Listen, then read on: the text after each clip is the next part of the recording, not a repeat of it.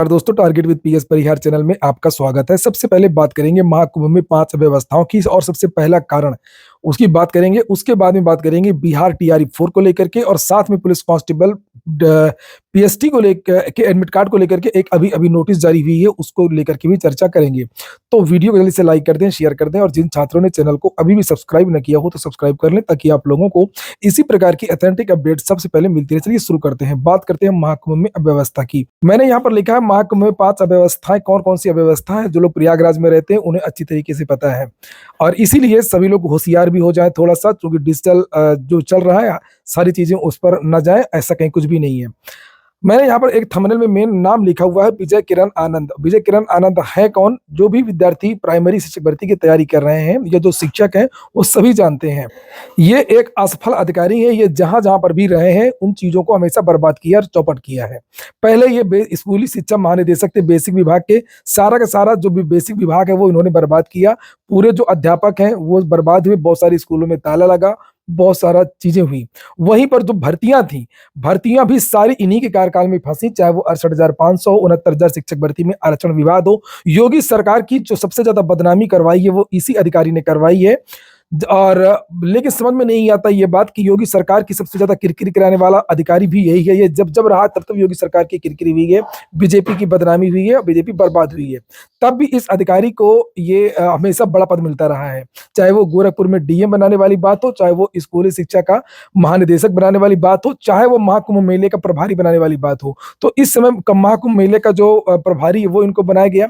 लेकिन जब जब ये एक तरफ से लगातार बेसिक सभी भर्तियों को बर्बाद कर रहे थे, 69,000 शिक्षक भर्ती का जो आरक्षण का विवाद है वो सबसे ज्यादा सरकार की बदनामी भर्तियों में करवाई है 69,000 शिक्षक भर्ती ने।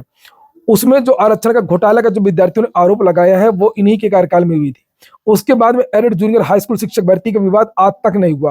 पता नहीं किस तरीके की भर्ती इनके कार्यकाल में हुई और फिर भी योगी सरकार ने इस अधिकारी के खिलाफ कोई कार्रवाई नहीं किया। इस अधिकारी को हमेशा उच्च पद मिला है। फिर बीच में गोरखपुर का डीएम बनाया गया, उसके बाद में प्रयागराज में भेज दिया गया महाकुंभ के लिए। और आज महाकुंभ में जब इनको इस अधिकारी को बनाया गया तो आप नतीजा आपके सामने है कि क्या हुआ। इतना बड़ा हादसा हो गया। हादसा तो हादसा, चलो ठीक है, 30 लोग 40 लोग खत्म हो गए और ये तो सरकार ने बताया कि 30 लोग खत्म हुए। संख्या ज्यादा हो सकती है, अनौपचारिक बहुत सारे लोग घायल हैं, लेकिन बहुत सारी समस्याएं हो रही हैं आने जाने वालों के ऊपर। आज मैं खुद था मेले में और यहाँ पर मैं ये देख रहा था, जिस समय हादसा हुआ मैंने बताया भी था सुबह की वीडियो में कि मैं लाइव चला रहा था।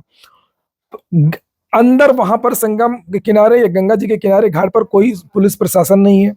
जो लोग वहां पर नहा रहे तो वो नहा रहे, कोई रोक टोक करने वाला नहीं है कि आप लोग यहाँ से निकलिए। क्राउड इकट्ठा हो रही है, जो कंट्रोल रूम है वहां से कैसे निगरानी हो रही है, जहां पर ज्यादा भीड़ हो रही है उनको तितर बितर क्यों नहीं किया जा रहा है। अयोग्य अधिकारियों की कमी की वजह से पुराने अधिकारी क्यों नहीं बुलाए गए, नए अधिकारी क्यों रखे गए। और विजय किरण आनंद की एक और सबसे बड़ी कमी है कि पूरे प्रयागराज में जो पूछताछ के जनता भटक रही है, पूछ रही है कि हमको, मुझसे जब मैं वहां पर था नैनी पुल चौराहे के पास में आज, तो जनता मुझसे पूछ रही थी कि फाफामऊ के लिए बस कहाँ से मिलेगी, कानपुर के लिए बस कहाँ से मिलेगी, बरेली के, मुझे खुद नहीं पता है, मैं कैसे बताऊंगा। तो वहां पर जगह जो मेन चौराहे हैं वहां पर पूछताछ केंद्र होने चाहिए और वो सभी को बताएं, या स्वयंसेवी संस्थाओं को संविदा पर इनको नियुक्त करना चाहिए कुछ समय के लिए, वो बता सकते थे। और यहाँ पर ये देख सकते हैं किस तरीके से पब्लिक यहाँ पर लेटी हुई है संगम के किनारे, और बताया जाता कि इसी तरीके से पब्लिक लेटी थी और अचानक से भगदड़ होकर के लोग आ गए। इनको क्यों लेटने दिया गया, या जो प्लाटून जो पुल थे वो क्यों बंद किए गए।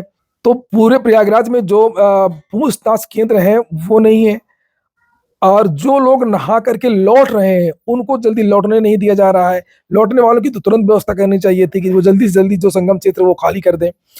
सबसे बड़ी जो कमी है यहाँ पर वो है मीडिया की। मीडिया ने क्या दिखाया कि जेम्स पावेल के बारे में मीडिया ने दिखाया। मीडिया ने दिखाया जो साध्वी बनी है, क्या नाम, ममता कुलकर्णी के बारे में दिखाया और वो आईआईटीएन बाबा के बारे में दिखाया। मीडिया का काम, बड़े बड़े न्यूज चैनल, आईआईटीएन बाबा, मोनालिसा, जबकि ये सवाल उठाने चाहिए थे कि यहाँ पर जो संकेत अच्छी तरीके से नहीं है बने, वापसी का मार्ग कौन है, ये चौराहों पर प्रयागराज के लिए बस कहाँ से मिलेगी और वाराणसी के लिए बस कहाँ से मिलेगी, या बरेली के लिए बस कहाँ से मिलेगी, लखनऊ के लिए बस कहाँ से मिलेगी, ये मेन मेन चौराहा पर लिखना चाहिए था। ये नहीं है पूरे प्रयागराज में। लोग किटगंज की तरफ चले जा रहे हैं, मोतीगंज की तरफ चले जा रहे हैं, जाना है उनको प्रतापगढ़। तो ये बहुत सारी अव्यवस्थाएँ थी और इसका जो प्रमुख जो कारण है वो प्रशासन की नाकामी तो है ही और मीडिया ने भी उचित तरीके से सवाल नहीं उठाए। मीडिया को जिस तरीके से सवाल उठाने चाहिए, बड़े मीडिया की मैं बात कर रहा हूँ, यूट्यूबर की बात छोड़ दीजिए, वो तो मीडिया है ही नहीं है। वो उनका काम है रील्स बनाना। लेकिन जो बड़े-बड़े न्यूज़पेपर हैं या बड़े-बड़े टीवी चैनल हैं, उनको सवाल उठाने चाहिए कि आखिरकार ये चीज़ें क्यों नहीं हैं? और ये जो प्लाटून पुल बने हुए हैं, ये हर बार बंद क्यों किए जाते हैं? शासन-प्रशासन केवल वीआईपी मूवमेंट में क्यों लगा रहता है? जो जनता इतनी बड़ी आने वाली है, मौनी अमावस्या में, बसंत पंचमी में तो उसके लिए क्या इंतज़ाम किए गए हैं? तो कुल मिलाकर के जो भी जा रहा है वो रो रहा है, परेशान है। ज़्यादातर जो लोग हैं और मैं कहूँगा कि जो बच्चे को लेकर के जो लोग आए हैं, कंधे पर जो लोग बच्चों की बिठाए हुए बच्चों को लेकर के यहाँ पर ना आए। जो लोग बीमार हैं या बहुत ज़्यादा वृद्ध हैं, वो लोग भी ना और लास्ट में मैं ये भी कहूँगा कि या अब इस अधिकारी का प्रमोशन ना करें। ये अधिकारी जहाँ-जहाँ पर भी रहेंगे इस तरीके के अधिकारी, वो हमेशा लुटिया डुबोएँगे सरकार की। अगली जो सूचना है वो बिहार शिक्षक भर्ती को लेकर की है। ये एक पत्र आज ये जारी हुआ जिसे आप लोग यहाँ पर देख सकते हैं चूँकि विद्यार्थी इस बार वहाँ पर लगातार दबाव बनाए हुए हैं बिहार में कि बिहार की जो भी शिक्षक भर्तियाँ हैं उसमें टीआरई फ़ोर्स भर्ती जो होने वाली है उसमें डोमिसाइल नीति लागू किया जाए। चूँकि बहुत ज़्यादा संख्या में जो दूसरे राज्यों के विद्यार्थी हैं वो शिक्षक भर्ती में चयनित हुए हैं। अभी एक आरटीआई के द्वारा जानकारी दी गई थी कि लगभग 6000 से ज़्यादा या 6200 के आस-पास जो विद्यार्थी हैं वो दूसरे राज्यों के हैं।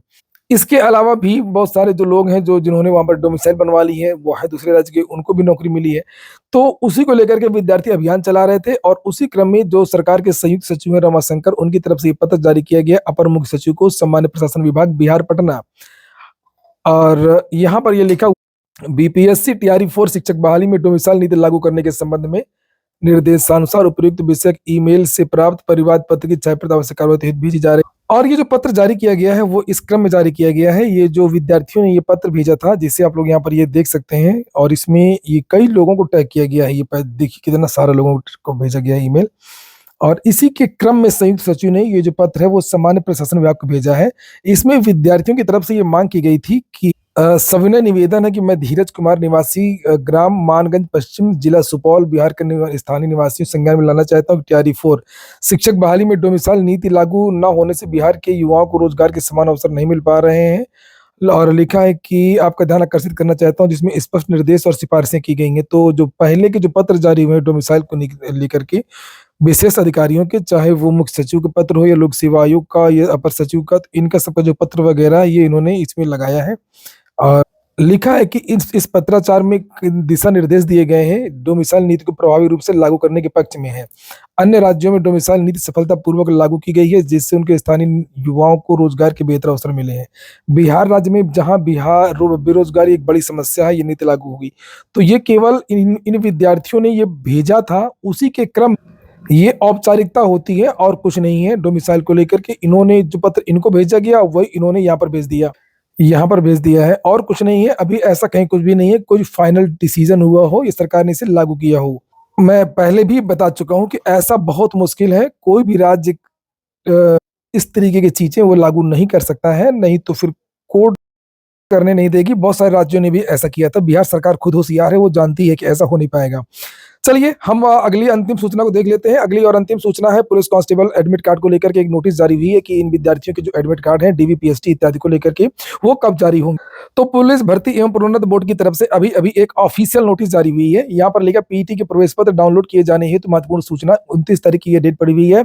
लिखा अभ्यर्थियों की शारीरिक दक्षता परीक्षण की कार्रवाई दिनांक 10 फरवरी से प्रारंभ हो रही है। उपरोक्त प्रथम चरण में अभ्यर्थियों के शारीरिक दक्षता परीक्षण हेतु अभ्यर्थियों के प्रवेश पत्र डाउनलोड किए जाने का लिंक बोर्ड की वेबसाइट पर 3 फरवरी तथा द्वितीय चरण में 10 फरवरी को उपलब्ध कराया जाएगा। जिन्हें अभ्यर्थी डाउनलोड करके प्रवेश पत्र में अंकित परीक्षा केंद्र पर निर्धारित तिथि व समय पर उपस्थित होना सुनिश्चित करेंगे। किसी अभ्यर्थी को प्रवेश पत्र डाउनलोड करने में कोई कठिनाई होती है तो इस नंबर पर वो संपर्क कर सकता है। अच्छी बात है। और नीचे यहाँ पर अन्य जानकारियां दी गई हैं कि कितना दौड़ लगानी है, कितने मिनट में, ये आप लोग यहाँ पर ये देख सकते हैं कि पुरुष अभ्यर्थियों को 4.8 किलोमीटर की दौड़ 25 मिनट में लगानी है। महिला अभ्यर्थियों को 2.4 किलोमीटर की दौड़ 14 मिनट में लगानी है। अन्य जानकारियां भी नीचे दी गई हैं। ये नोटिस मैं टेलीग्राम चैनल पर डाल दूंगा, तो आप जाकर के देख लीजिएगा। ये हो गया आज का वीडियो आपको अच्छा लगा हो, काम का हो तो लाइक अवश्य कर दें। जिन छात्रों ने चैनल को सब्सक्राइब न किया हो सब्सक्राइब कर लें। पूरा वीडियो सुनने के लिए बहुत बहुत धन्यवाद।